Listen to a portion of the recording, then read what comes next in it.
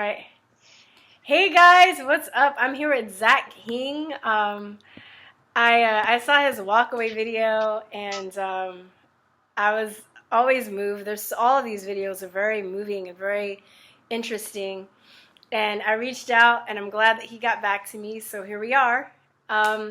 So first question I always ask in this series: were you always on the Democratic plantation? Well, so the interesting thing that I mentioned in my Walkaway video, which is also now evidenced in other videos I've released since then, was I was brought up conservative in a Christian household. And I think that the political affiliation was never something that was explicitly expressed. So I think, yeah, mostly leaned right in the beginning. But I was on the plantation when I was in college because there was a lot more social context that was surrounding it. So to answer your question, I didn't start there, but I was also just a kid, so I just kind of did whatever my parents did. I wasn't plugged into politics. When I started to foster my own thoughts and living on my own, I would say yes. You know, I adopted that mentality because a lot of it was about, hey, you know, you're Asian and you're discriminated against, or the reason why you can't get ahead in life is because of white people, because of white privilege and all that. And I believed it also because I was blissfully ignorant, but because it was the mainstream, because it was the norm, not because I went and investigated it. I just kind of went, no, that feels about right because I'm a minority. So Did you feel discriminated against as far as like being able to be successful in society at that point? you know, the thing is, yes and no. So the thing is, like, I went through life, even though when I was still kind of navigating through college, kind of being more left leaning and progressive, I was thinking, like, yeah, I get that discrimination is out there and prejudice is out there, but there's nothing really in place that's holding me back. I think that the one thing that we fight for is more representation. Like, we want to see ourselves on TV, in the mainstream media, being a little bit more. Um, Yeah. Yeah. like we're being represented not in the stereotypical way, like kung fu and emasculated and petty and small and And weak. Like, was the that? nerds, Yeah, the exactly. nerds, That's yeah. kind of when I talk about discrimination and how from a social context people view Asians. That's what I'm talking about. But when it comes to socioeconomic status, I mean, we do better than any other racial demographic in this country by household income alone. So, I mean, when people talk about white privilege and how people are like white people are more racially advantaged, when it comes to that, I don't think that that's the case. It has everything to do with culture and choice, not because there's actual legislation out there that's holding minorities back or, inherent racism that's preventing you from getting ahead. I don't believe in that. Um, and it's so to answer your question, I don't feel like I was discriminated from that standpoint. But Not I'm at sure all. you've experienced racism, right? We're both from California, right? We're Right. both And I think that Californians. yes, I agree. I have experienced that, but I think the distinction that I draw is I don't have this mentality of all all white people are racist. Yes, there are going to be some white folks that are racist. There are going to be some Black people. people that are racist. Asian Yeah, people that are like, it's so yeah, funny too that they think that racism is relegated to just white people. That it like all types of people are yeah. racist. Every race is racist against somebody else. And I think we're all a little bit racist or discriminatory at one point, That's right. and Yeah. another. And the thing is, it's the left paints it so perfectly. You know, progressive liberal ideas is all about the whole systemic, marginalized racism, that kind of thing. It's something that's inherent. It's something that like white people are born racist, and oh, you can't be racist because you're black. And it's like, well, when we look at it from literally a page in the Webster dictionary, it just means racial intolerance. You just don't like somebody because they're of a different race. It's got nothing to do with it being tied to socioeconomic aspects, in your life and all that, which is what they make it about. That's how they victimize you, is they convince you that you stay on the plantation, that they want your vote because you'll never leave. You know that no matter what, the white person is always going to have control over you. The white person didn't tell you to drop out of school. The white person didn't tell you to have, Yeah. that Yeah. it has more to do with culture and personal choice than it has to do with race. Yeah, and I think we're in an era right now too where people aren't taking personal responsibility for anything.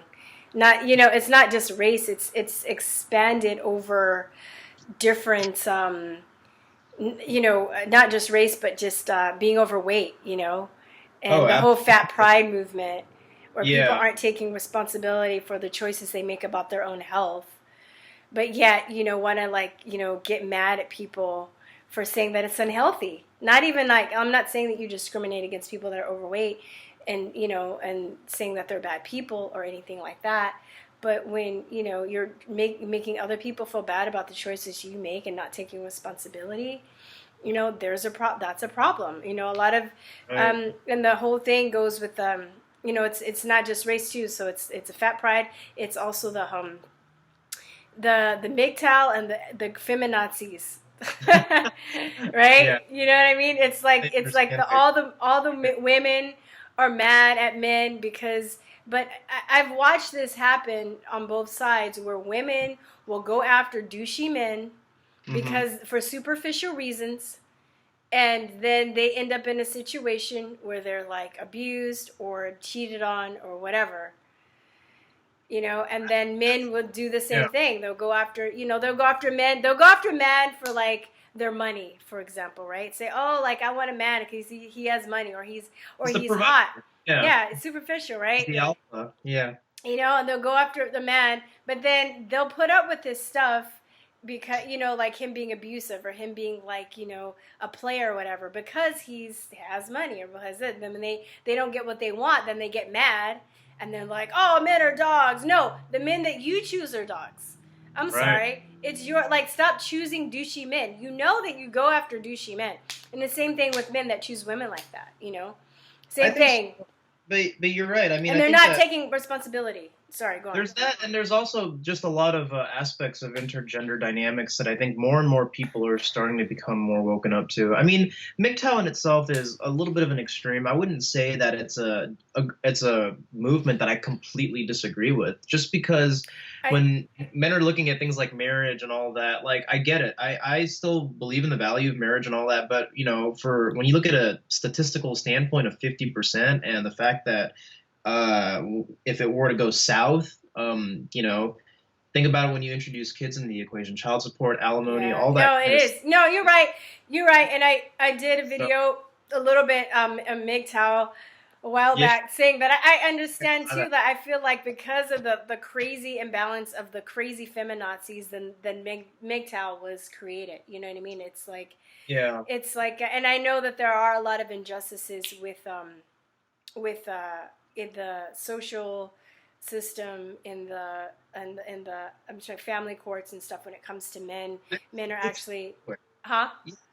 It's everywhere, and people like Sheryl Sandberg honestly they're not there to help women. I mean, her book about Lean In, about like dating men or everything, was about you can ride the carousel for a while and date all the douchey men and then just marry the rich guy, marry the rich nerd. And there's an implicit message in there about like if it doesn't work out, you still hold all the cards. I'm just gonna be No, honest. no, it's true. I totally agree with you. I totally Yeah, agree with you. But I also okay. Let me say this, and then there. Have you ever the rules? The rules. I mean, I might have, but I haven't read that book, but it seems like it's basically that book what you just said. It seems hmm like it's a version of the rules. So the rules is an older book. There's the rules, and there was like the rules too. And basically, it's just a book telling women how to manipulate men into marriage. And I got that book as a gift, and I well was aware that reading that's it, out there. huh?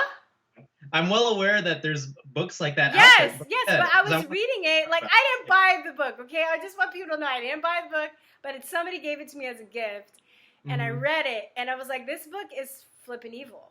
It's horrible. It's evil. It's teaching women how to manipulate men into marriage. But also there is the point where I think men will need to take responsibility for the women that they choose, because if you're just saying all women are bad and all women are like, you're just a slave to that victim mentality. You have to think about what the choices you made, Yeah. and when I made that, my friend and I made a video talking about it. We got a bunch of MGTOW people that were just angry men and just going off on us, and we actually had some really vulgar threats, You know, Really? yeah, I it can got understand. crazy. It got crazy. But I think that like they Yeah, were go like, ahead. "Oh, you're shaming us," and I'm like, "No, we're not trying to shame you. We're trying to get you." Because I've seen a lot of my guy friends do this too. They see like red flags go up that the woman that they're dating is crazy, but they still stick with her. Why? Because she's hot. Because the Yeah, sex is good. You very, know what I very. mean? So I'm just saying, like, you know when to get out. And then all of these they'll tell us stuff. Oh, we don't need women. We can't wait till the artificial womb comes out. You guys will be. Yeah, I'm telling you, That's they'll say miserable. stuff. Yeah, so I'm talking about that aspect of it. They're like respectable people in MGTOW that I understand.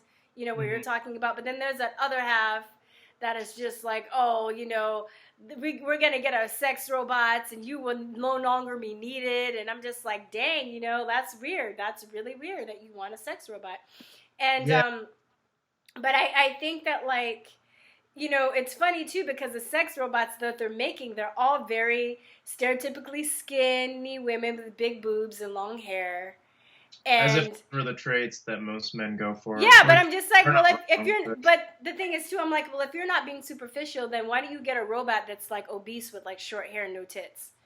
You know, yeah, you know what I mean? So it goes both ways. But I I huh? look at MGTOW also like from the perspective of I don't think that men necessarily should just become checked out on women after a certain point. You take your bitterness to a point where it starts to eat at you, and yeah, it Yes, but becomes that's victim. But if you let me finish with I'm MGTOW, sorry. I think like to a degree, if you're working on yourself and you're developing yourself, and if you're a guy, okay, here's the thing. Here's on the flip side. You got that crazy book about women from a woman.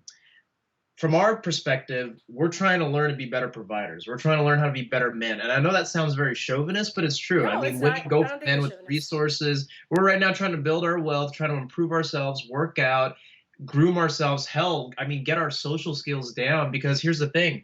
Women have that 5, 10 year head start in their adolescent years that men don't. And the whole time while we're tripping and stumbling on our feet, no one's really teaching us how to be men because we live in a society now that's very gynocentric. So that being Yeah, said, yeah.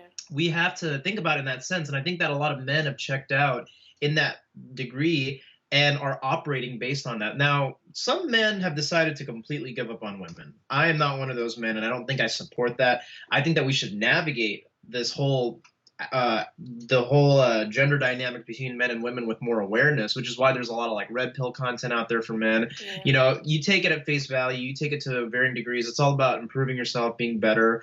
But ideally, I think that's where we're at as a society because here's the thing.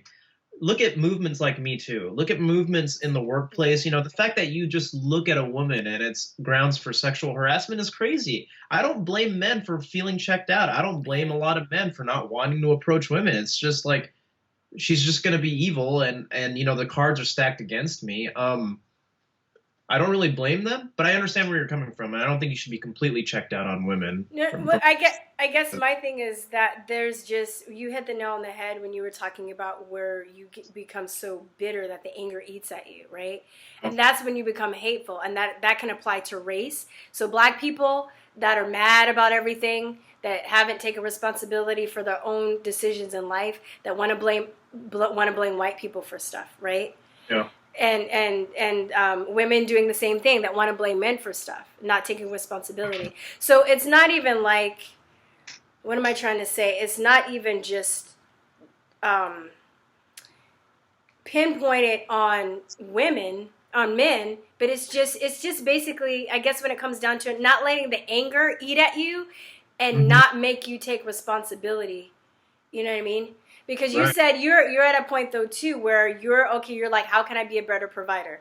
How can I be a better, have better social skills? That's good. Like everybody should do that. And when you do that self work and that inner work, you become a stronger person. So that should really be applicable to everybody.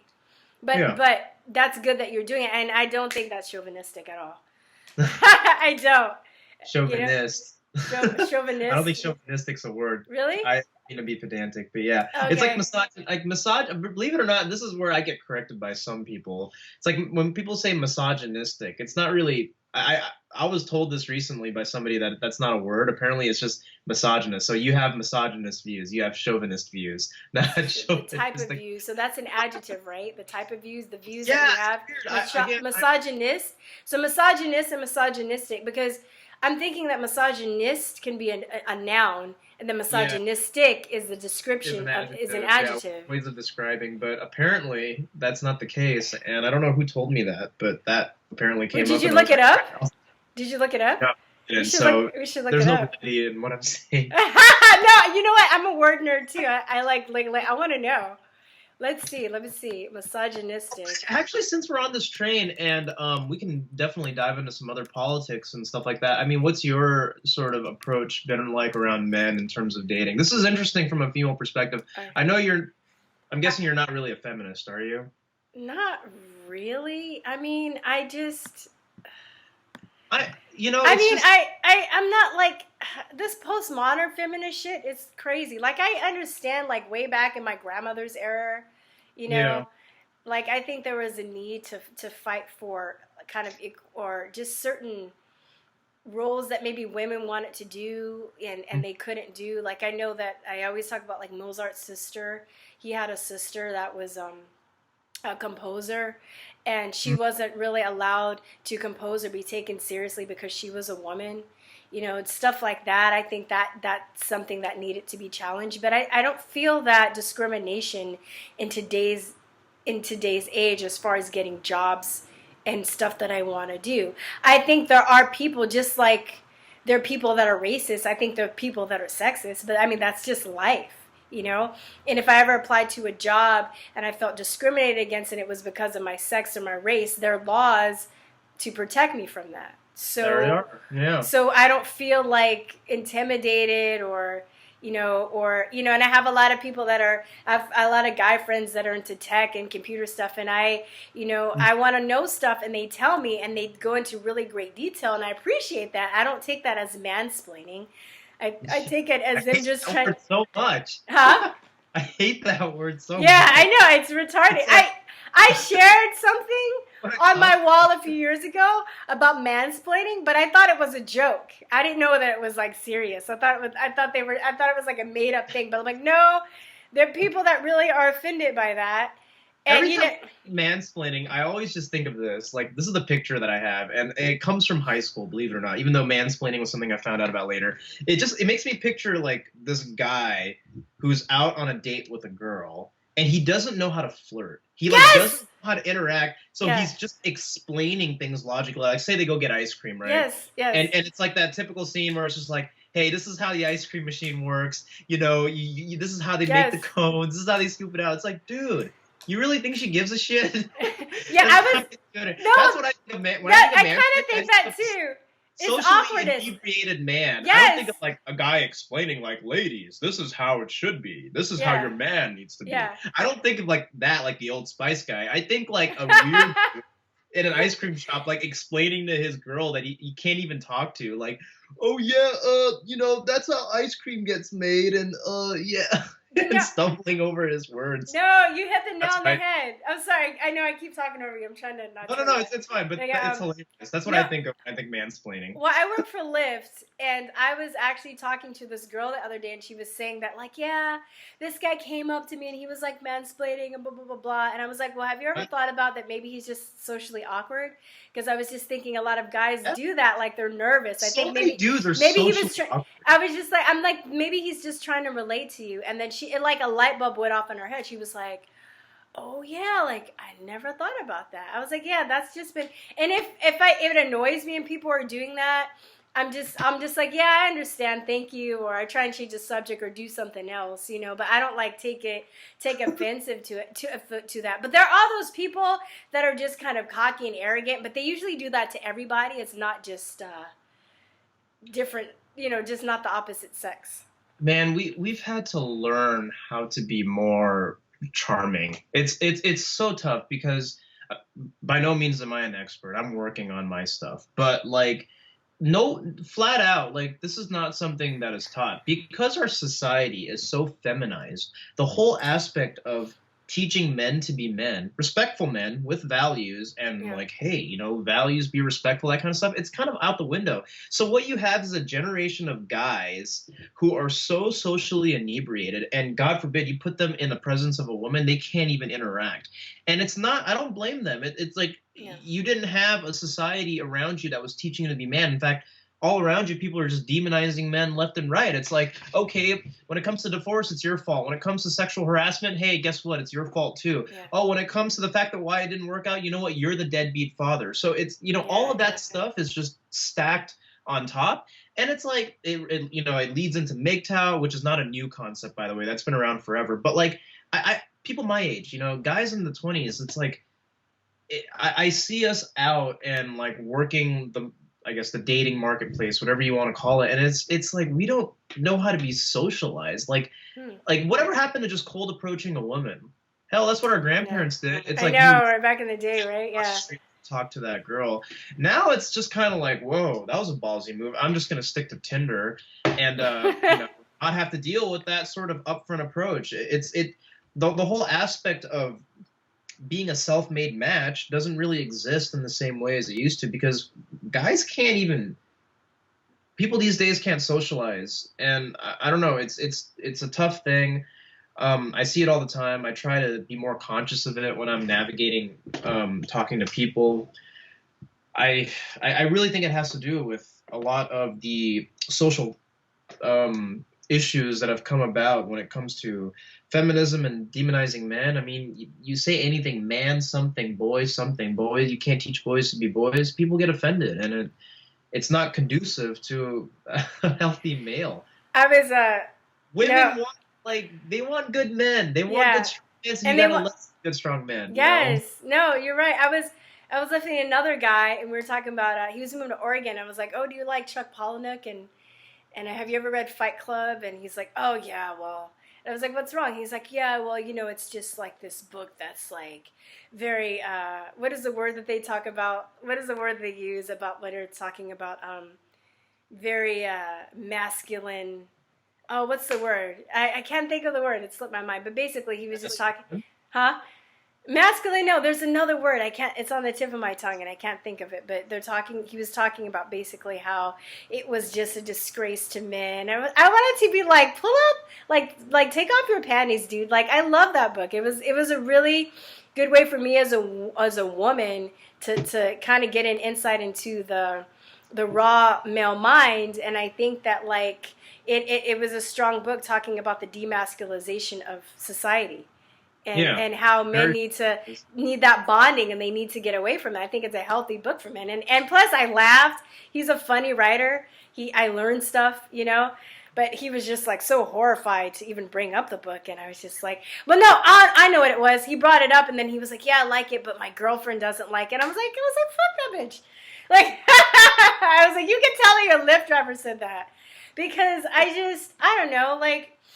Do you listen to Elliot Hulse? Do you know Elliot Hulse? Yeah, love Elliot Hulse. Yeah, he's great. He's killed. That guy is just all about, like, in fact, you know, the inspiration for how I do my videos comes implicitly from Elliot Hulse, because it's like, I don't know if you've watched my other videos, but I've gotten to this like sort of a stride now where I make videos. There's no edits, no jump cuts. It's just stream of consciousness. Yeah, that's what I try and do. It has that kind of like without cuts. It doesn't feel like I'm a reporter, you know? It feels yeah, totally. I like that too. Yeah. When there's no cuts, it's like I pull you into real time with me. And exactly.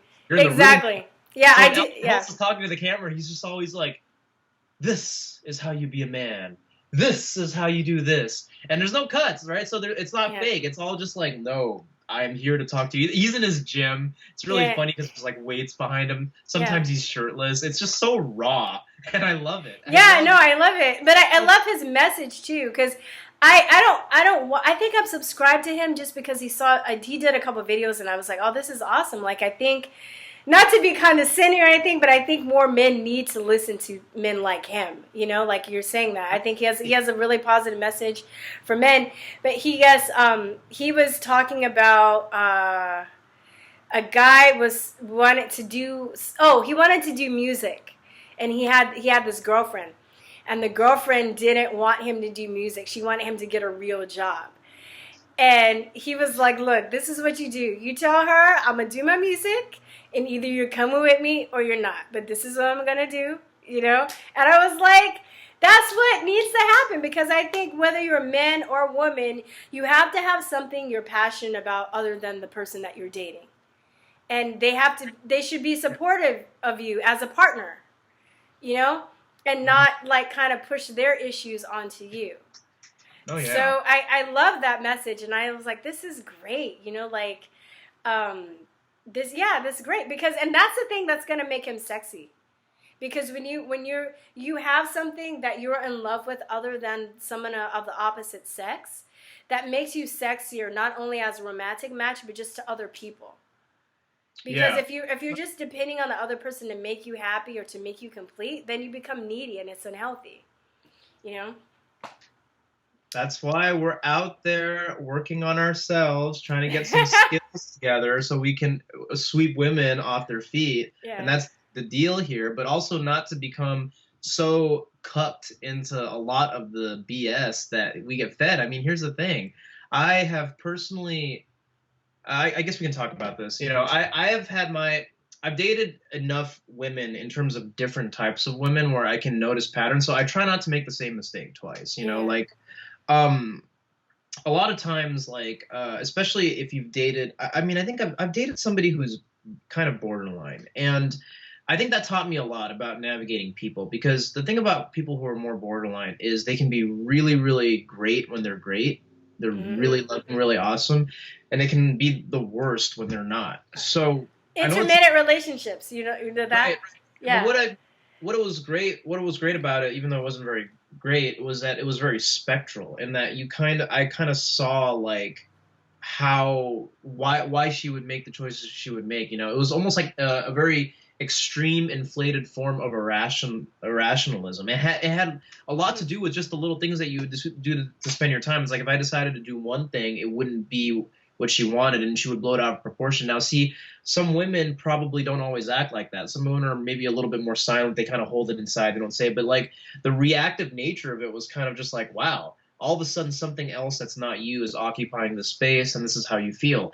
And it was a very outward example for me that manifested itself, and I was like, oh, okay, so that must be the reason why. You know, it has nothing to do with me. There's a lot of personal insecurities and a lot of damage, you know, daddy issues, trust issues, whatever it may be. These are all things that I can now kind of pick up on. Like, okay, when I go out on dates with women, you know, usually what the first thing I ask them is, what's your relationship like with your parents? Honestly, like, wow. Some people are like, no, forget my parents. I don't want to talk about my parents. Like, I love asking that question, because although my mom passed away, it's like it's such a big part of my life, and my dad is like my rock, you know. So I ask a lot of women whenever I go out with them, and I ask them like, okay, what's your really, like, after a few questions in, it's like, what are your parents like? How are your parents doing? And it's funny the range of answers that I get, and it's so telling as to like what kind of. Now, here's the thing. When they say I love my dad, sometimes that's like a multispectral answer, because number one, spoiled princesses, or number two, they had a very, very good father in terms like, no, he taught them right, taught them values, like he wasn't sucked in or manipulated by his own daughters. I mean, there's a lot of dads out there that are just completely roped around their daughters and their wives, and it's not. Yeah. But it's so interesting, because it's like it has so much to do with how in the formative years of a woman, it's like they need a strong male model. And honestly, sometimes you may disagree, but single motherhood is not really the best way to bring up a child. You know, I actually agree. I believe in the family unit. I believe that they need, like, young women and young men growing up need good mothers and good fathers, and you can't really replace that. So, and you know, I have two friends that actually had gay parents. Both of their fathers were gay, but even with that, they still had their mother in their life. So you know what I mean? They're still pretty stable people, and I think that they still had, and they both had stepfathers. So basically, they had three dads and like a mom, both situations, and they're both really stable. Because the mother, I guess, remarried, and they had a stepfather, and you know they had that person, and then the father, like, had a partner or whatever, and they both had both of their parents in their life. But I think that yeah, there's just certain energy, certain values that you can only get from, you know, the a man, and same thing with a woman. But I think, you know, you just have to make the distinction for people that might get offended, that you're not saying that if you're raised by a single mother, you're a bad person, or it's bad that a woman is a single mom. But those, yes, I definitely believe that a child needs both of their parents. So Oh, absolutely. yeah, Yeah. you know. Interesting. Yeah. Yeah, and I don't know, like people get so offended by that, but I think, I mean, of course, like the child is both from the mother and the father. Why wouldn't both of the parents need to be around? They're both each aspects of the baby that they created. You Exactly. know? It's So very traditional, and it's very textbook.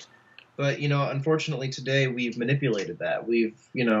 I think we've in a way kind of glamorized single moms. Not that they shouldn't be, but in the process of doing so, we've pushed down the aspect of being a wife, being a mother, and yeah. taking care of kids. Like, yes, that maybe takes a few years away from your professional career, but to be there for your kids and to raise them is just as difficult of a job as it is Mm-hmm. going out there and hustling. And I don't Mm-hmm. think moms, real household moms, need to be discredited. I mean, you've got a Yeah. tough job. You do good work, and we should be glamorizing you too. We should be empowering that, and not so much like, okay, oh, single moms, let's all do this together. Let's just have kids and have our jobs and all that kind of stuff. And we don't need men.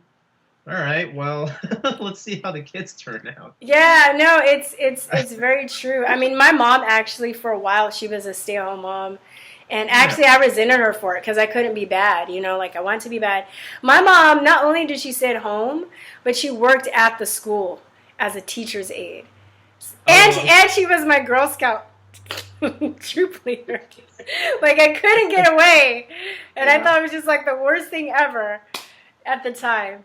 But now I am so grateful for the sacrifice that she made for me and my brother at the time. And we also had a lot of family members that helped, you know, raise us and helped out with things and stuff like that. So You close with your parents? I'm close with my mom now. Like teenage years, it was kind of brutal because she was just she was one of those parents that she didn't try and be my friend. She was just like, you know, she really strict. I was the oldest. I was a girl. I was the first. So my parents were strict, and I have a brother. He was the youngest. He was a baby. You know, they weren't as strict with him. My dad is. I was really close with my dad growing up. Not as much now. He's just kind of, long story short, really not in his right mind. He's just kind of all over the place. But Oh, I definitely was a daddy's girl for a while. I was. And my dad's really goofy and played a lot, and I look exactly like my dad, so I was definitely, yeah, like a daddy's girl. But that's good. I respect a lot my parents now. I've had to, especially when I started teaching elementary school and having to kind of, you know, just understanding to a certain degree. I'm not saying being a teacher is Hmm. anything like being a parent, but just having to be in charge of somebody else's life made me, you know, more aware of the sacrifices that they made. So it made Yeah. me very, very. I had to go back and be like, oh, I know when you said that this time, this is why you said it, or this is why you did this, and I get it now. You know, so Oh, yeah. it's been very interesting. It But does. It does contextualize. I think once that does happen, and I mean, I'm not a parent yet, but it's like I can kind of see how. I actually, interestingly enough, I find myself emulating a lot of the similar character traits of my parents. Whether it is I kind of am aware of it or not, like I feel like now I sort of see myself patterning a lot of the traits that I at least admire out of my dad. And it's funny because it's mm, like my dad is really great, and I love my dad, but it's the I'm talking specifically almost like patterns, even the way I would go about approaching things, temperament, and all that kind of stuff. Even though I'm nothing like them in terms of personality and what we do, mhm. I see myself kind of following that pattern too. And I think now that I've become a little bit more full circle and more back to my roots, you could say, it's a lot more evident. The belief in a family unit and a belief in raising kids in a stable household, all of those more traditional values, I think, are starting to come back, because I think, the whole time you're navigating a progressive landscape, anything goes. You can justify anything, and you don't need a man, you don't need a wife or anything, and it's like, well, I think for the betterment of your kids, it's not Yeah. alone. Oh yeah. Oh heck no, man. I would not want to do that stuff alone. Going back, because I usually run the interviews, I ask the initial question and then I'll let it veer off, because usually my guests are really interesting and we'll talk about different subjects. But I just want to bring it back to a little bit talking about your walkaway moment. And you talked about it in your video a little bit, but could you kind of go into it for the people that are listening? Well, what made you, so you were in a conservative household, you went back, then you went to college? Yeah. And got brainwashed, pretty much? It happens to everybody. Yeah. You get berated. You probably will even fail classes if you don't follow that kind of more progressive mindset. And the thing is, number one, it was taught to me, which is what I was going for. Number two, I was living in a very, very saturated area of liberals and progressives. It's the San Francisco Bay. It's essentially the breeding ground of it. And it was very easy to just go with it. That was another thing too. It was kind of like, it was just so easy to claim membership to all of these different groups, whether you were gay, trans, Asian, like whatever it may be, you had all of these different roles, and any kind of problems that you had were not yours. You were fine. You were fine the way you were. If you were even fat, body acceptance, that's another aspect of that. That was like, oh no, that's not your doing. It's like, fatness is okay. Being like that is completely okay. And we need to get more people to understand that that's okay. Yeah, I totally believe in body positivity and all of that. Yeah. But if you really think about it from a health standpoint, when you're that big, it's probably not okay. And here's another thing. You're teaching people it's okay to kill themselves slowly. Yeah, and also, is it really, that's what you're teaching people. It's really ironic because they call it body positivity, but is it really body positivity if you're not improving your body and keeping it in shape? Isn't that body positivity, as in making it better, not just letting it rot? So that's another aspect of it. It's just so easy, you fall into it and you keep going. When you talk about racism and everything, it's just like, and if you're a minority, you fall into it even so. The thing about a lot of white people that I notice is that they get guilted into it. I think a lot of them, but that's they're brainwashed too. That's how you do the dynamic. And I see all these like white males walking around preaching rape culture and it's like, I got white privilege and I just need it. It's like, what I tell those kids now is, and Dinesh D'Souza paints this perfectly. They all talk about this white privilege. And part of the other reason why I decided that I didn't want to have much to do with it, and I talk about how, personal accountability and everything, it's like, you're at this college, you're in university, you're a straight white male, to use your rhetoric, to use the left's rhetoric. You talk about like wanting more representation, wanting more diversity. How come all of these white people here aren't willing to give up their seat at a university for a minority?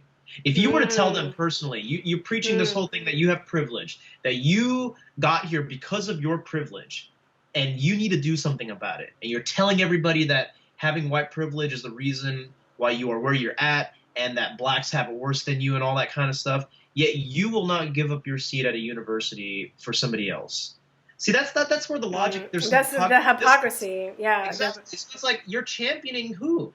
You're a white person championing white privilege, and you believe in all this because you're guilted into it. And this is where a lot of the times it doesn't add up, because then at the end of the day, it's like you're talking about cultural appropriation, you're talking about white privilege and affirmative action and all that, and yet you are still going to benefit and you are still going to be in college, and you're not doing anything personally on an individual basis to help these people. So it's like, okay, if we're on your page and you want to talk about white privilege, guess what? Because of all those things you said, why don't you give up your seat here at a university for somebody else who's less advantaged? I guarantee you they're not less advantaged, which is why you're here. Yet you wouldn't do that based on your own rhetoric. That's where it's That's a good point. Yeah, it's just like, oh, yeah, okay, you have privilege, so now why don't you give it all back? You claim that you've had it since the beginning. Why don't you give back everything that you took from people? Give back rap music. Give back hip-hop music. Stop listening to R&B. It's like, get a grip, man. And I tell people this stuff, and they're like, well, you need to be aware of white privilege. hey, I mean, sure. You know, like you want to do all that. You want to relinquish your seat at a job. You want to give it to a minority. You want to do all of that. They got there because of their own merit. They got there because they earned it in. And there is, and this is to their credit too.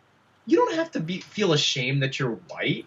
You don't. Yeah, like I'm like Asian. My race does better than your race. And I'm releasing a video about this tomorrow actually, but I'm talking about white privilege, and it relates to what we're talking about because when you throw Asians are quiet about white privilege. Yes. Asians don't say anything about white privilege. You know why? Because it doesn't affect us. We're the minority that's underrepresented.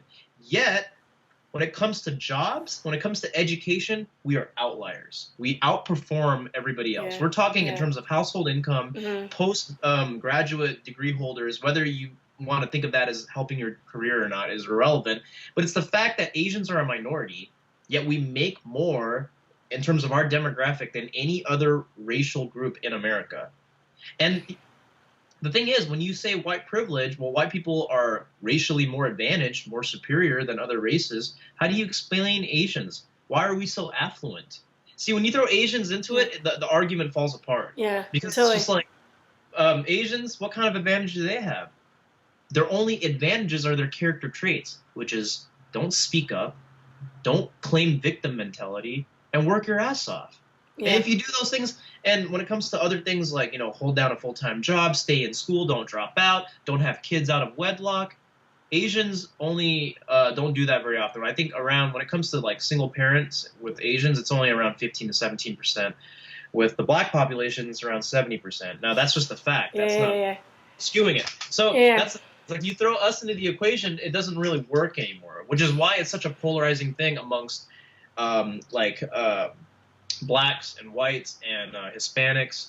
But Asians, it's just like we outperform all of you. And that's not from a pride standpoint. That's just a fact. Yeah, and you know what, I just like growing up in Asian culture, or around Asian culture, I should say, living and working, I've noticed too that I feel like it's not, you know, I've listened to like Stefan Molyneux and some people talking about Asians being like superior intellectually, but I don't think it has anything to do with your physical features.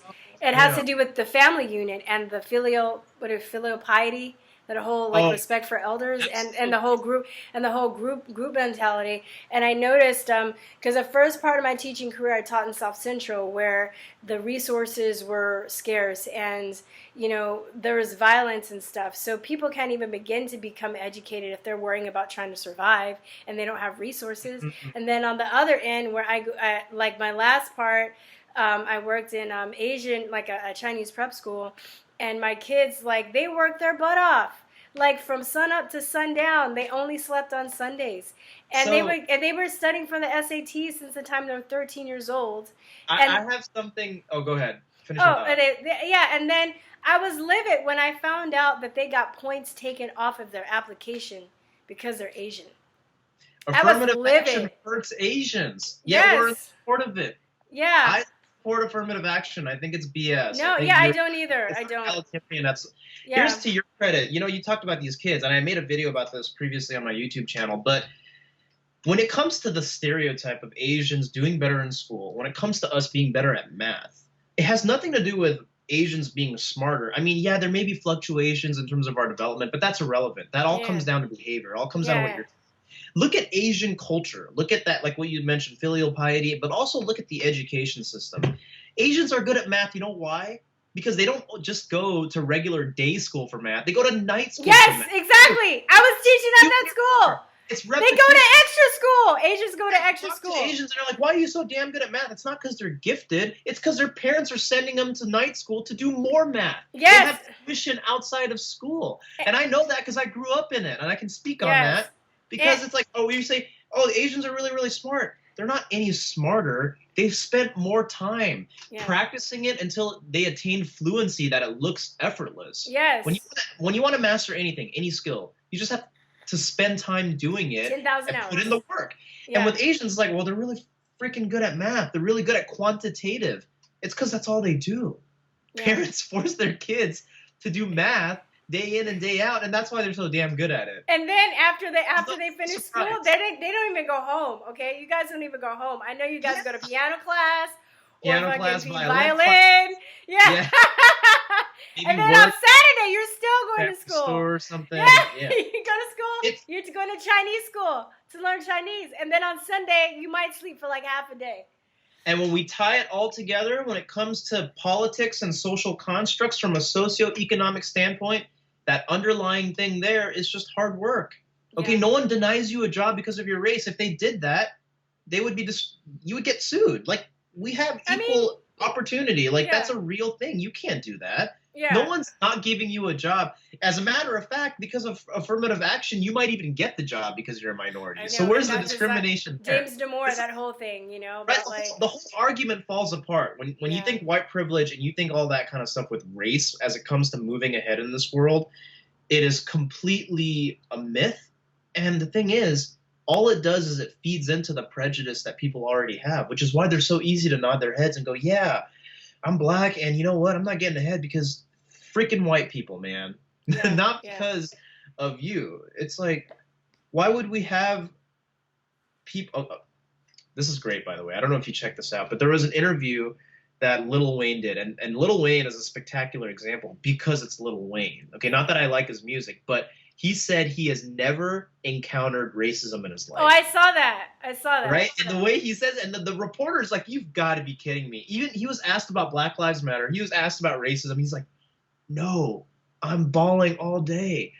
I have not encountered racism. Look at where I am. Yeah. I'm freaking Lil Wayne. I'm the owner of Young Money. I'm worth like $400 million. Like, racism exists, but the way he was saying it was, the white people didn't hold him back from being the best version of himself. Yeah, because there are people that are going to be like, exactly, that aren't going to like you. But I mean, like, and especially in this point in history, I get so mad because my parents experienced like real racism, you know, like back in Jim Crow era. Yeah, my dad's best friend, who was black, was in love with an Italian girl, and they had a baby together, and they took the baby and they tied the baby to train tracks. Like, that's real racism. You know what I mean? Like, that's beef stuff. You know what I mean? I'm this deep. Like, I've had I'm really detached from all this because these are stories that I have. So I'm not like I'm saying this. It's okay. I don't really know these people. I had an uncle in Grand Junction. My dad's from Colorado. That was like lynched. You know, like just shit like that. And even to this day, my parents still they're not bitter at white people. Okay, and B, they don't feel like things have gotten worse and people are trying to break us like down in this day and age. They're very blessed to be at the point in history that they are, and they're just like, they don't even watch the news. And I talk more to my mom nowadays than my dad, but like I'll tell my mom some of this stuff, and she's like, "Are you kidding? Like what? Like what is that? What do they call it? Microaggressions?" She's like, "Are you kidding? Like really? Yeah. Oh my God. You looked at me and like." Man, God forbid if any like really racist wave hit, this generation would be done in a minute. They can't even take somebody looking at them the wrong way. But no, you know what? As much as I agree, and I agree with everything that you're saying, I think that when it gets to a certain point, I still have faith. Like, people like us feel a certain way. We're young people. I'm in my 20s. It's like, I don't know how old you are. You look young enough that it's probably not rude to probably allude to your age. But I'm not a millennial, I'll tell you that. I missed it by 2 years. As in, you missed it because you were early or late? I'm older than a millennial. Okay. Well, anyways. I'll probably tell some people know my age, my real age. Oh, all right. I'll just say it. I'm 40, but you're going to freak out.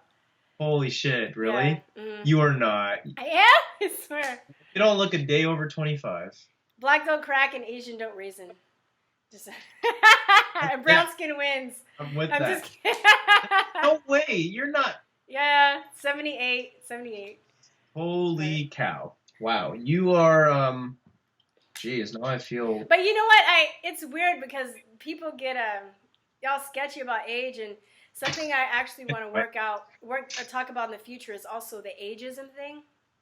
Yeah. So I don't like go telling my age out all the time, but if it comes up, kind of made a promise to myself that I won't be scared about it because, hey, I feel like I have 40 years in me, and Yeah. I want to impart some of the wisdom to other people, you Mm-hmm. know. And then B, I think there is kind of a whole conspiracy about age where I hear people saying that, oh, I need to do this by a certain age, or I'm too old, or I can't do that, or, I have to be a certain way because I'm this age. And I think that's another way of disempowering human beings, I think it has everything to do with how you feel. So Yeah. I look at it this way. And don't smoke crack. Huh? And don't smoke crack. I'm just kidding. Yeah. It's funny how you thought that was worth mentioning. Yeah, it's all choices. It really doesn't. I've seen people get to the peaks of their careers, finally do what they want to do at like 58 years of age, and it's like they're still living life. My grandfather, I'm going back to Phoenix, Arizona, where they live, that town right outside of that, for their 90th birthday. The guy's still kicking, and he doesn't stop. So, it really has no bearing on that. But what I was talking about was with this movement, with young people, with talking and encouraging a discussion. It's important, It's important that this is what is being kept alive. And here's the thing, I think I thank you for reaching out to me. But in the last 2 weeks since we first talked, a lot of other people have reached out in the comments, and the video's kind of blown up a little bit, And I think it's not so much just the story, but it's a young person talking about it. It's not maybe a 40-year-old veteran of the Democratic Party who walked away from the plantation and was just like, yeah, I'm done. That's different. With me, it's just kind of like he's a young guy, and a lot of young people who are portrayed in the mainstream right now in terms of role models are more left-leaning. And it's not really a culture that's about thinking for yourself and evaluating the facts. I mean, like, there's nothing wrong with having some of those progressive ideas, but when it gets to the point where it's intolerant and you can't forge a dialogue between two people, it becomes counterproductive. And also another thing is the Asian thing. When you throw Asians into the mix for the first time, speaking up in America, it's going to cause a little bit of unrest. And I think that's a lot of people have reached out and said, wow, I'm an Asian conservative. I just never felt like I could say it because we've always been the silent minority. Asians don't talk about this stuff. You're not going to see an Asian guy. There are Asian like Trump supporters and all that kind of stuff. They're not very like public. And yet these Asian guys on YouTube are out there like yelling like, hey, white privilege is a myth. You know how? Because I'm here. There is no white privilege. Otherwise, I would be, not getting ahead. I would be working a shit job, not getting anywhere, blaming it. It's not. Asians don't really have that. We're only 5% of the population, but oh, really? I didn't know it was that little. Oh, yeah, we're very little. We're just congested in coastal cities and, big metropolitan areas. I mean, there's Asians everywhere. It's just that when you go to more small town, middle America, it's probably just going to be like one or two families. But no, we're only 5%. We're something like, 13 million? 5 million 13 million of the population? Not a lot of us, but the thing is, we contribute a lot to the awareness and the shaping of the minority vote, which is why it's important to get Asians thinking about this, because so much of Democratic vote comes from Asians and minorities, and there are conservatives out there that will vote Democrat just because it's kind of like that's the status quo, that's the mainstream. That's kind of back to the same Asian mindset of like you do as you're told, you don't set the trend, you follow the rules, you keep your head down, you don't mobilize the same way other races do, like the black community. I mean, when stuff goes down in the African American community, it's like blacks mobilize. They're loud about it. Asians aren't. We didn't have. We're loud, but we're unproductive. If we can get that loudness and make it more productive, that'll be like, you know what I mean? Because we'll go out and protest and riot, but like nothing gets accomplished. But And I've spoken to other fellow Asians about this, but the reason why Asians don't have that sense of revolt when it comes to speaking up is, number one, yeah, you're right. The privilege is not something that applies to us. It really does not apply. Otherwise, we wouldn't be as affluent as we are. The other thing is also we don't have a historical figure in United States history like Malcolm X or Martin Luther King. We don't have somebody that died for our rights or anything. We just kind of showed up 100 years ago in the early 1900s when the immigration quota was lifted, and we started settling. Asians started to come to America, about 100. I'm fourth generation Chinese American. My family's been here over 100 years, one of the original Chinese families. And I look at that and I go, throughout this time, it's like we kind of just kept our heads down, worked on the railroad, opened up grocery stores, opened up restaurants, did that kind of thing, and built parts of this country in terms of that aspect. But we didn't have like a point in civil rights history where it's like somebody died for our rights. We were just kind of that other minority that was always there. Like with the black culture, it's so rich, it's so intertwined with oppression and struggle, which is rightfully so. That happened. And you were alleviated from that, The most significant law that came out of the 60s was the Civil Rights Act. And it wasn't just for blacks. It made it okay that you were equal based on your sex, gender, national origin, political affiliation. People couldn't discriminate against you based on your race or anything. I'm in human resources, and the Civil Rights Act is still the main thing that we conduct our business around because it's all about equal opportunity. If you even make the slightest hint at discriminating somebody for race, you could get in trouble. So this whole thing about people not getting jobs because of, you're not getting a job because you're black. You're getting a job because you probably didn't meet the proper requirements or the qualifications. Or you're an asshole.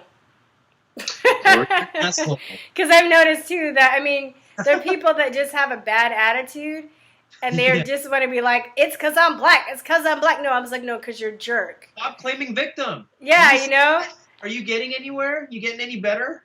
No, man. I'm like, well, dang, He does a great job at explaining this. He does a great job at just being like, no. Wait, who? Brandon Tatum. Oh, yeah. Yeah, he's so, it's great because he's like, he's the part, the rhetoric is especially strong because it's coming from a black guy who grew up in that world and it was like, dude, wake up. It's not the way it is anymore. Yeah, white privilege don't exist. He's a very wise guy. He is. Yeah. Look at it also like people, we're all different, we're all equal, but the thing is, all these leftists complain about like privilege and not being able to be adequately represented. The example that everybody always uses is genetics. It's like, guess what? If you're not 7 feet tall, if you're 5 feet tall, you're not gonna be in the NBA. That's just a fact. You will not be a professional basketball player if you're 5 feet tall. What are you gonna do? Go boycott? No, if you're colorblind, you're not going to fly for the Air Force. You know what I mean? So it's about the consensus of meeting the requirement to be able to get somewhere. And it's the same thing with the Boy Scouts, Some people are just like, why do you call it the Boy Scouts? Why can't there be girls? It's like, no. Because the girls have the Girl Scouts. Yeah, it's like, what's going on here? Or I can't be a model because I don't meet the requirements. So we have more plus size models and this kind of stuff, which, hey, I get it. I think Ashley Graham is gorgeous, by the way. There's nothing wrong with that. It's the mindset. It's the mindset that we need to give participation trophies to everybody. That, hey, you know what? You're welcome just because you are. It's like, it discredits the people who work hard. It discredits the people who are what they are to get where they get. And I'm glad you brought that up. But I think this is the result of why we're seeing such a crybaby, sore loser, left because it's a lot of these people, A, they grew up in the participation trophy generation, and B, it's a lot of people that have been privileged but not necessarily white privilege because of their celebrity status and their intellectual status in the intellectual society, that they're used to being writing all the time and they're used to getting everything that their way, and this time they didn't have it their way and they didn't know how to react, So, Oh, go ahead. Finish your thought. No. I was just saying, though, that's a result of that. I wanted to ask you really fast. Didn't you tell me you had Taiwanese roots, too? I'm Chinese. Malaysian Chinese. Chinese. Okay, maybe I thought you don't have Taiwanese. Okay. Which is why Crazy Rich Asians is so significant, because it takes place in Singapore. That used to be a country. I don't know why I'm holding a pair of pliers, but it used to be a country that was one with Malaysia. So I think I'm going to see a lot of inferences in that movie that are going to be tied to my roots. I I'm can't excited. wait. I can't wait. I thought I was thinking maybe it was this weekend, but it was last weekend. But yeah, I'm definitely gonna go out. I want to support that movie and the Dinesh D'Souza movie. I haven't been to movies in months. Have you not seen Death of a Nation? It's amazing. No, I know. I heard it's amazing, It's and I so want to good. see it in the theaters. And I haven't. I've been boycotting Hollywood just because of all the crazy shenanigans and the fact that a lot of their movies they're just remaking stuff. There's nothing really interesting going on anyway. And the whole Me Too hypocrisy and the whole vitriolic attitude against Trump supporters. I just haven't been watching. I haven't going out to Hollywood. So, but these two movies I'm gonna actually go out and support. Yeah, I can't wait. I wanted to ask. One more thing. I love the point you brought about Asian Americans not really having a fierce leader, and I never really thought about that. Like, you really brought up a good point. In America, I know you have in China. You know, well, Chinese, but yeah. you mean American. Yeah, something that forges our identity to a country, to a national identity. You know, something that creates that a figure. Yeah, you know, the patriotic spirit when it gets sparked, it's like there's no war hero, there's no social hero, there's no civil rights hero that really comes to mind. I mean, as far as role models in America goes, we just have to thank whoever was on television. George Takei. I mean, like, that's Bruce it. Lee. You don't like Bruce Lee? He's phenomenal. He's wise. Yeah. He's very wise. Bruce Lee is great. Very revolutionary, and I know it goes into the whole stereotype with the karate and kung fu. Exactly. But at the same time, I respect Asian guy. I want to see an Asian guy on television who's referred to as Mr. Jones, not Mr. Chong or whatever. He's playing a part, and he's married to a black woman, and they have kids, and like he's just, I don't know, he drives a sports car. Like, I want to see something that is like an everyday American thing, because if you typecast Asians as just being kung fu, it's like, we all know that. We all know Bruce Lee does kung fu, and yes, it made us popular, but it didn't really help us. But I will say, because I do martial arts, I'm learning stuff a little bit. I'm not good, but I've gone back and I've listened to Bruce Lee's interviews. If you look at his earlier stuff, when he's not talking about kung fu, he's very wise. He's extremely like precocious and wise and insightful.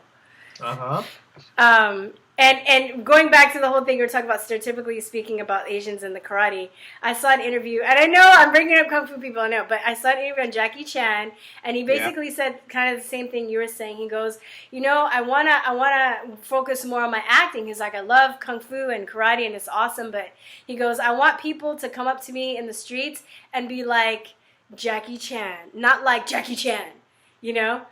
Like he was basically talking about like the whole the reference to people just like connecting him only with kung fu, but he wants the respect of somebody else, of somebody that's not like connected to that. But Bruce Lee, in addition to kung fu, a lot of people don't know he was a child actor. He's very dynamic and very revolutionary in his train of thought and his insights, and just so I like him more. I haven't even really seen a lot of Bruce Lee movies.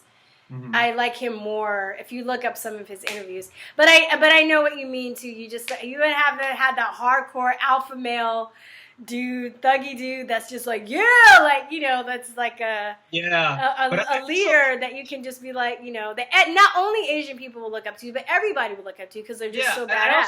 See no hip hop Asian. We've got a couple of those already. I want to see an Asian guy just be the embodiment of like just who you would cast a white person for. Is he an FBI agent? Does he have a westernized name? Does he have to be married to an Asian woman? Yeah. It's like, no. It's like, you want to make us not as demasculated Asian men? Put us in roles where we're not doing kung fu. Don't put us in The Hangover where we're just this tiny naked Asian guy with an Asian accent. Like, don't do that, because... And that guy's a doctor. Did you know that? Yeah, and I have my own beef with Ken Jeong, okay? The reason why we're not moving forward in terms of entertainment as being sexy and masculine and manly, it's because of guys like him. All right, You're going to have to write your own shit, though. I'm trying not to curse. I'm sorry. So you're going to have to write your own stuff. You're going to have to start producing your own stuff. Like, that's how you're going to get around it. I mean, even black people, too. Like, you can't rely on white people or any other person to do that for you. I'm not saying that that's the solution. I'm saying that more Asians doing it and not doing it like that, not going for that role. Here's the thing. But I'm saying, he took that role, and I'm not, like, necessarily defending him. I'm just saying, like, he didn't write that role. He was just cast in it. So I'm just saying in order, because people still have that mindset. They're still going to be like, oh, the funny Asian. And one of the reasons, too, I left Hollywood acting and stuff because I was always getting cast as the whore or the best friend. And I'm doing as much work as other people, but I'm still getting, like, rinky-dink, opportunities and stuff. And it was, among other things, but, but I also came to the conclusion, too, that I'm going to have to start writing my own stuff and producing my own stuff and finding a tribe of people who are committed to doing the same thing. So... And supporting movies like Crazy Rich Asians. That's why I'm going to go this week, though. I wanted to do opening weekend. How is it doing? Do you know? Have you been watching the box office? I think it's like 32 million opening. Not too bad. Is that bad? I don't watch TV. I haven't seen a lot of advertisements or trailers, I don't watch too. TV either. So, I don't know. So it comes, with stuff like that. I think there will be,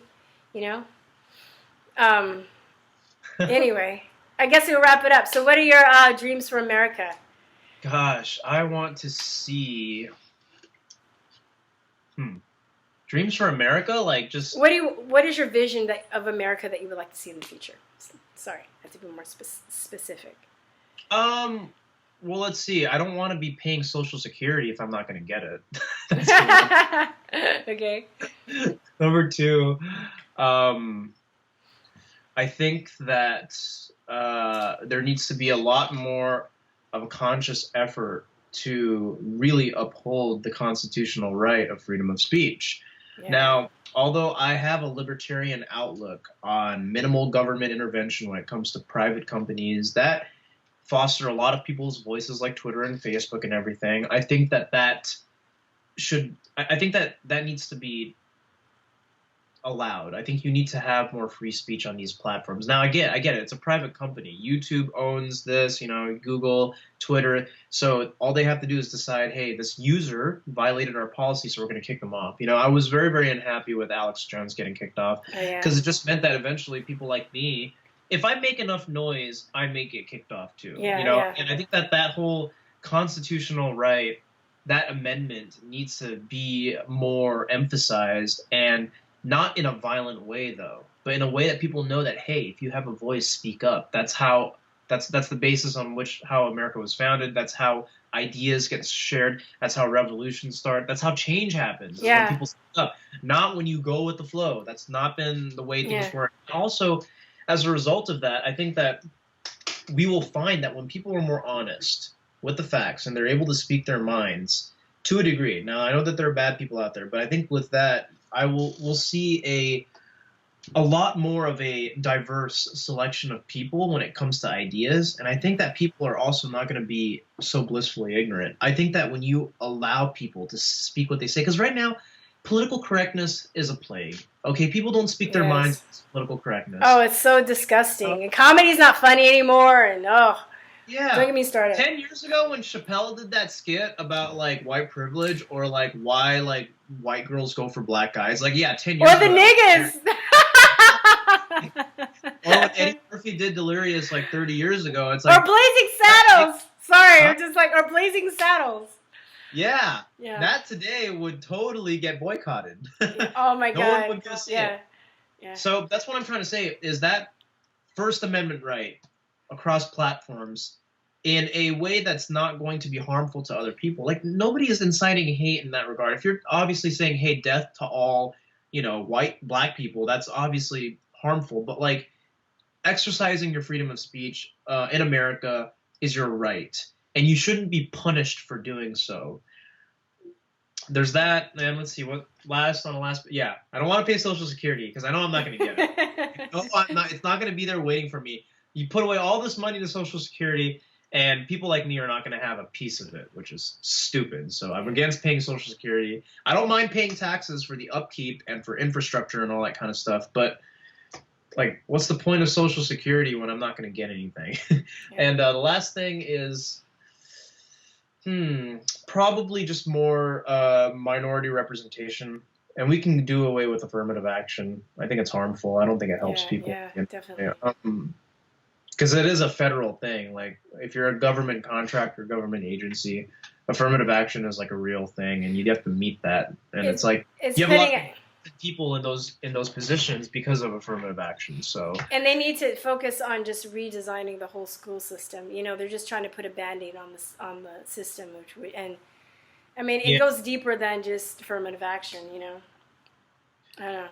I have a question for you. Are you more of a centrist, conservative, libertarian? I know they're all kind of. I feel like I'm at a point where I'm thinking my political point of view. I'm not a Democrat for damn sure. I have some conservative values. I think I'm more of a libertarian. Yeah. Centrists are pussies. I'm just kidding. Just kidding. Well, I am, but I'm not. Like, I don't mean to be insulting. I was joking, but I just think that I don't really believe in centrist. Centrist? Yeah, I mean, I know there's such a thing, but I just feel like the centrists that I've heard speak just seems like they're trying to appease both sides without really standing their ground. I can see that. So I thought the centrist was someone is like, I'm all for environmentalism, but I'm not for social programs. You know, like weird stuff like that. You're kind of a little bit of both. You know, okay, and then maybe you're right, and maybe I need to reevaluate. I don't know much about centrists. So it seems like, I don't know, I'm thinking, when I think of centrist, I'm saying that somebody that's just kind of in the middle between left and right. Yeah, I don't really believe, because I think that, you know, I have some progressive values and I have some conservative values, and the libertarian in a way of life in a nutshell just seems to kind of be like live and let live, and I'm all for basically letting people do what they want to do as long as they're consenting adults and they're not hurting anybody, any animals, anything like that. But I wouldn't say I'm full on conservative, because I support gay marriage and stuff like that. But I've become more pro-life this past, I would say, couple of years. But I don't think like abortion should be federalized. But I don't think you can stop people from getting abortions if they want either.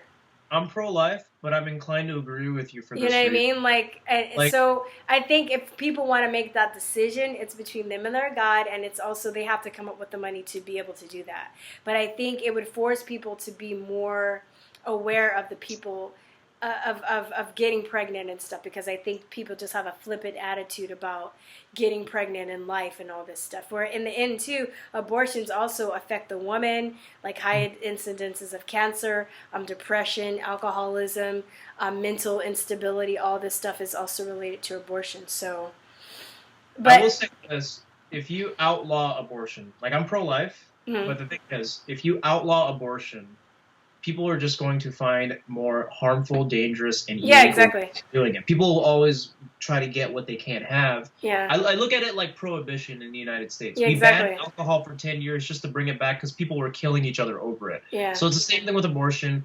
Now, I mean, it's like when people think choices, I mean, you have many choices. You have I'm not against contraceptives. You want to go get a contraceptive, you can do that. I'm not against adoption. Yeah. Hell, abstinence. But you know what, too? Like, I have a lot of friends in our natural medicine and natural health, and two options I never hear people even talk about is like the rhythm method and the Billings method. And these are ways of actually regulating your cycle, to know when you're able to conceive more. And then maybe there's just a few days out of that month where you shouldn't have sex because you're more likely to get pregnant. But for the most part, you can have sex, you know. But we're so disconnected from our bodies and our cycles with all that stuff too. Like I can do a whole other show just on hormones and how that's affecting us and how, you know.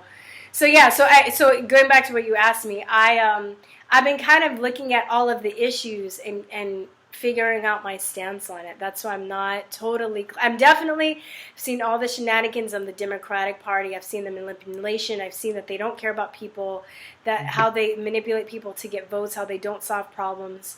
So I'm done with them for sure. And I'm like, maybe a new party can be created.